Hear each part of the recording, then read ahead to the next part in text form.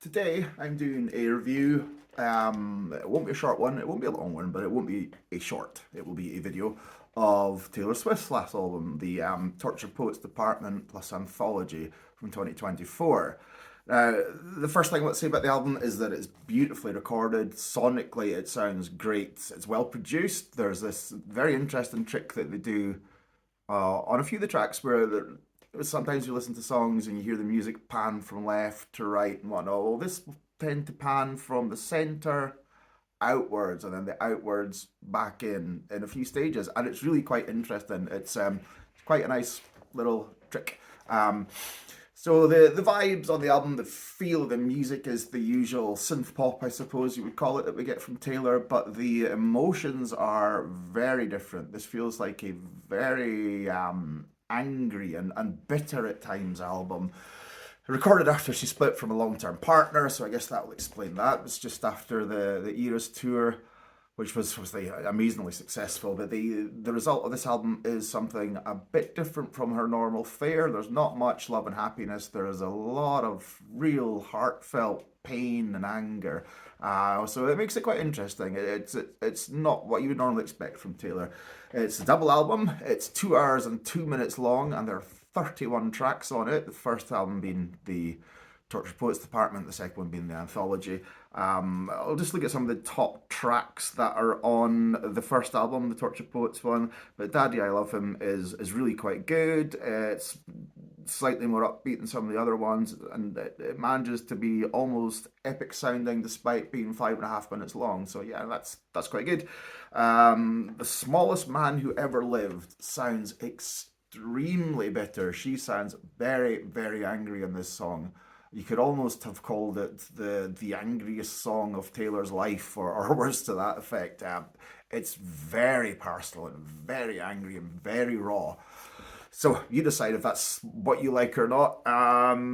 Other tracks, highlights from the first album be Florida, triple exclamation mark. That's the name of the track. And there's drum beats to reinforce those exclamation marks after she says the word Florida in the lyrics. The line is Florida, and then you get the crash, crash, crash of the drums, and the next lyric is it's a hell of a drug. So she obviously found some solace and some kind of happiness in Florida. But going by the way the lyrics are, it seems like she knew that it was an escape from reality and nothing more than that. Um, so yeah, Guilty as Sin is a rare upbeat sounding track on from the albums.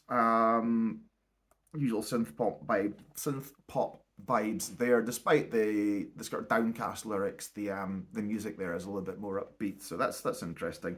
The anthology tracks, I would say, on a whole, are more mellow and laid back and melodic and tuneful, I guess. There's some interesting piano ballads and some nice acoustic guitars in there as well.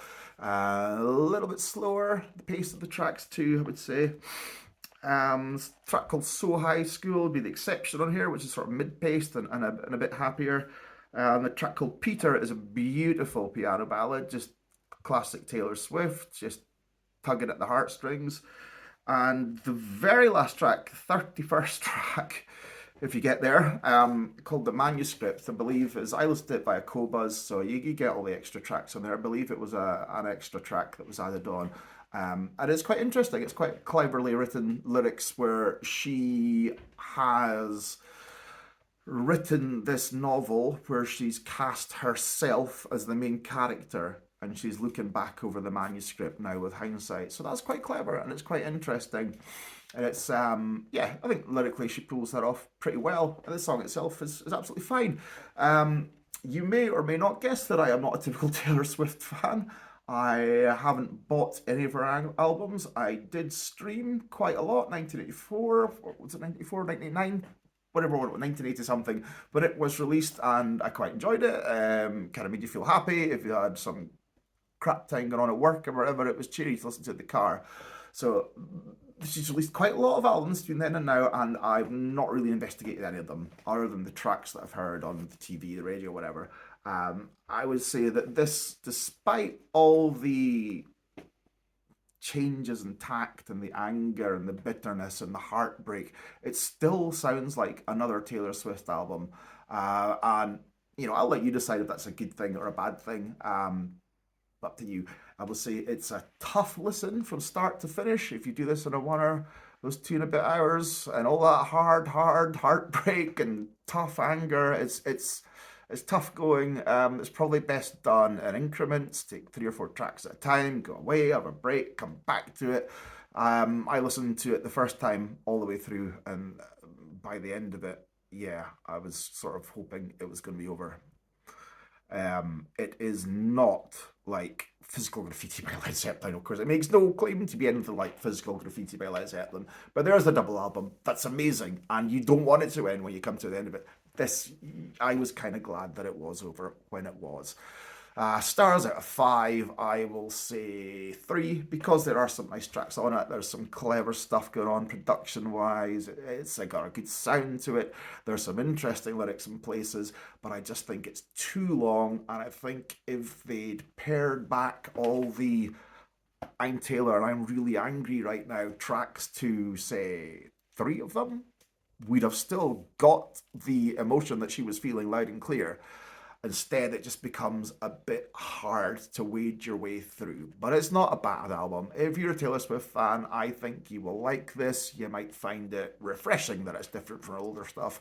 If you're not a Taylor Swift fan, you definitely won't like it. You will like it less than any of her other stuff. And if you're like me and you don't mind her, you probably won't mind it, but probably won't go back and listen to it all again from start to finish. So 3 stars out of 5. Speak to you soon, guys. Take care. Enjoy the rest of your